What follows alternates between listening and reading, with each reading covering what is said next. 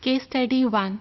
Before putting the question of case study 1 in front of you, आपको in vitro fertilization और fertility treatment के बारे में थोड़ा बहुत मालूम होना चाहिए.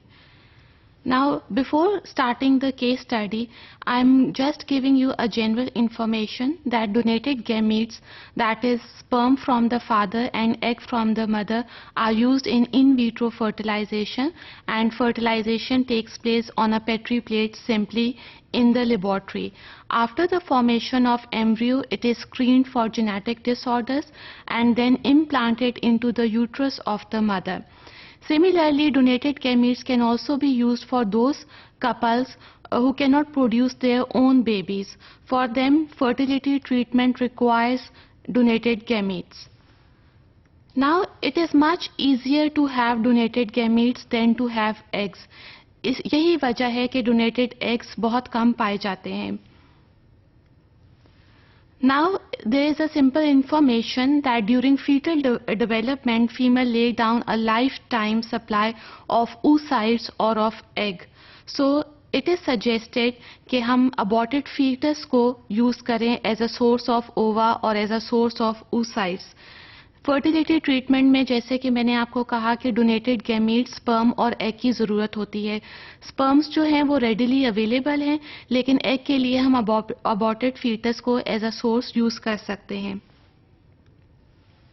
Now the question of the case study is that do you approve or disapprove the idea of using aborted fetus in fertility treatment as a source of ova or as a source of oocytes?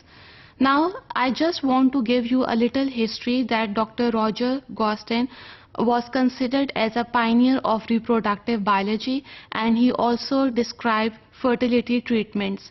And it was his suggestion to use aborted fetus as a source of ova or as a source of oocytes. But his proposal was not accepted, was not licensed by the government. Actually, it depends upon the moral value as well as on the ethical value. When we talk about the moral value, we look at the good and bad aspects of the treatment. So what people want is the ultimate measure of right and wrong.